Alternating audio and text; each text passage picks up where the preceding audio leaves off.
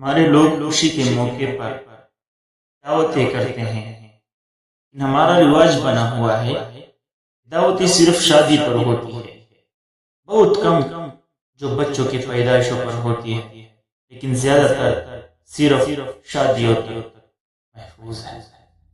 لیکن جو ہمارے اکابرین گزرے ہیں جیسے صحابہ کرام، تابعین و تابعین، اور جو بڑے بزرگ گزرے ہیں، اس کو جو دینی معاملات تھے، جو دین کو مکمل سمجھتے تھے، اسے ایک کتاب، اسے ایک حدیث کو، اسی پر بھی بہت بڑی بڑی دعوتیں کرتے ہیں۔ ان چیز کی انسان کے دل میں اہمیت ہوتی ہے، جب وہ چیز حاصل ہو جاتی ہے اس کی خوشی کی اظہار کے لیے باقاعدہ تقریبات منعقد کی جاتی ہے۔ امیر المؤمنین حضرت سیدنا عمر فاروق کے بارے میں مورخین نے لکھتے ہیں، انہوں نے سورہ بقرہ کی تفسیر جب حضور صلی اللہ علیہ وسلم سے مکمل پڑھی، ان کو اتنی خوشی ہوئی کہ انہوں نے اسی خوشی کے اظہار کے لیے ایک باقاعدہ دعوت کی اور پورا ایک اونٹ دعوت میں ذبح کر دیا اور لوگوں کو کھلایا۔ اسی طرح حضرت امام بخاری نے جب صحیح بخاری شریف لکھی، علماء نے کہا کہ صحیح بخاری شریف کی شیان شان شرح امت کے ذمہ ایک قرض ہے۔ جب حافظ ابن حجر عسقلانی نے فتح الباری کے نام سے ایک عظیم الشان شرح لکھی تو امام سخاوی نے فرمایا کہ ہمارے استاد محترم حافظ ابن حجر عسقلانی نے وہ قرض امت کی طرف سے اتار دیا اور صحیح معنوں میں حدیث کی تشریح و تفسیر کا حق ادا کر دیا۔ حافظ ابن حجر عسقلانی نے فتح باری کی خوشی میں مصر قاہرہ میں ایک بہت بڑی دعوت کی، تمام علماء اور طلباء کو کھانا کھلایا اور 18,000 درہم اسی زمانے میں دعوت پر خرچ کیا۔ اسی طرح شیخ المشائخ حضرت مولانا خلیل احمد سہاد پوری نے ابو داؤد شریف کی شرح بذول الجہود کے نام سے شیان شان طریقے سے جب مکمل کی، آپ اسی وقت مدینہ منورہ میں تھے۔ اسی زمانے میں حضرت نے دعوت نامے کے لیے سنہرے رنگ کے خوبصورت کارڈ چھپوائے اور ایان مدینہ علماء، فقہاء اور مدینہ منورہ کے اکابرین کی لیے دعوت کا اہتمام فرمایا۔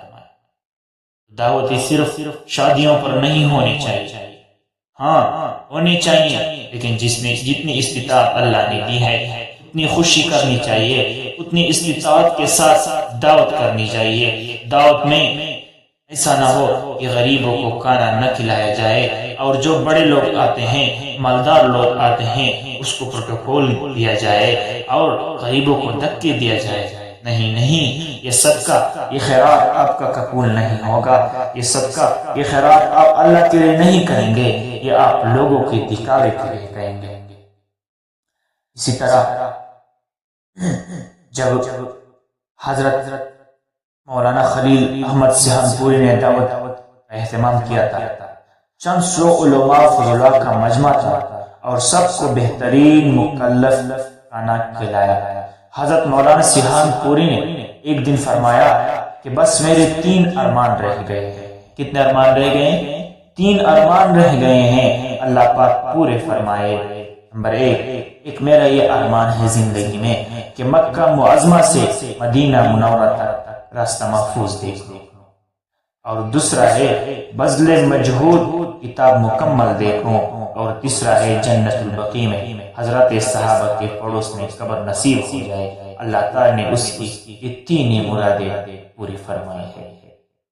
الغرض حضرت مولانا خلیل احمد سہانپوری نے بذل مجہود کی تکمیل پر خوشی و مسرت کے لمحات میں بہت دعوت دی۔ حضرت شیخ الحدیث حضرت مولانا محمد زکریا نے بخاری شریف کے شرح لا معداری علی صحیح بخاری کے نام سے ایک عظیم الشان شرح عربی میں لکھی۔ تو مظاہر علوم مدرسہ میں ایک بہت بڑی دعوت، پرمسرت دعوت کا اہتمام کیا۔ دارالعلوم دیوبند کے اساتذہ کو بلایا، لکھنؤ، حیدرآباد، دکن، دلی، مراد آباد اور دور کے علماء کو دعوت دی اور تقریباً 3000 سے زائد علماء اور فقہاء کی دعوت کی، سب کو کھانا کھلایا۔ اصل میں یہ تقریبات جو ایسے موقع پر کی جاتی ہے خوشی کا اظہار ہوتا ہے، اس کے دل میں اس چیز کی اہمیت ہوتی ہے، اسی کی خوشی کا وہ اظہار کرتا ہے۔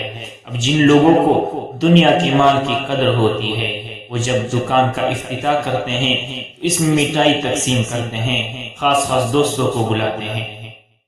حضرت سید احمد شہید رحمۃ اللہ علیہ جب حج بیت اللہ سے واپس لوٹے، آپ کے ساتھ 750 حضرات اور مریدین تھے۔ لوگ راستے میں دعوت کرتے، شیخ غلام علی مرحوم نے پورے قافلے کو جو 750 افراد پر مشتمل تھا 2 ہفتے خوب کھلایا اور اپنا مہمان بنایا۔ اسی زمانے میں روزانہ خرچہ 1000 سے زیادہ تھا۔ حضرت سید احمد شہید رحمۃ اللہ علیہ کے پاس لوگ بیعت کے لیے دور دور سے آتے تھے، رش کی وجہ سے پگڑی سے بیعت دیتے تھے۔ لوگ آپ کی پگڑی پکڑ لیتے تھے اور دوسری طرف پگڑی آپ کے ہاتھ میں ہوتی تھی، اور روزانہ درجنوں سکھ اور ہندو مسلمان ہوتے تھے۔ 2 ہفتوں کے بعد جب یہ قافلہ مرشد آباد پہنچا، دیوان غلام مرتضی علی کے مکان پر مقیم ہوا۔ نواب نے اعلان کیا کہ بازار میں اس قافلے کا جو بھی کوئی فرد دکاندار سے سودا خریدے گا وہ دکاندار بل میرے نام پر بنائے گا۔ مہمان رسول صلی اللہ علیہ وسلم سے قیمت نہیں لی جائے گی، قیمت میں خود ادا کروں گا۔ 10 دن کے بعد سید صاحب نے فرمایا اجازت دو، مزید آپ کو تکلیف ہوں گی۔ بڑا پیارا جواب دیا کہ کسی مسلمان کے گھر جب کوئی حاجی آتا ہے تو اس سے کتنی خوشی محسوس ہوتی ہے۔ آپ حضرات میرے دل سے پوچھ لے کہ میرا دل کتنا سکون اور سرور محسوس کر رہا ہے۔ الحمدللہ میرے گھر میں 750 مہمان رسول صلی اللہ علیہ وسلم تشریف فرما ہے جو حرمین شریفین سے تشریف لا رہے ہیں۔ ان مہمانوں کا الٹا میرے اوپر احسان ہے، مجھے اس خدمت سے سرفراز فرمایا۔ آج سے کچھ عرصہ قبل ہندوستانی مسلمان چراغ جیسے جلتے تھے، رفتہ رفتہ یہ چراغ شہر ایک ایک کر کے بجھنے لگا۔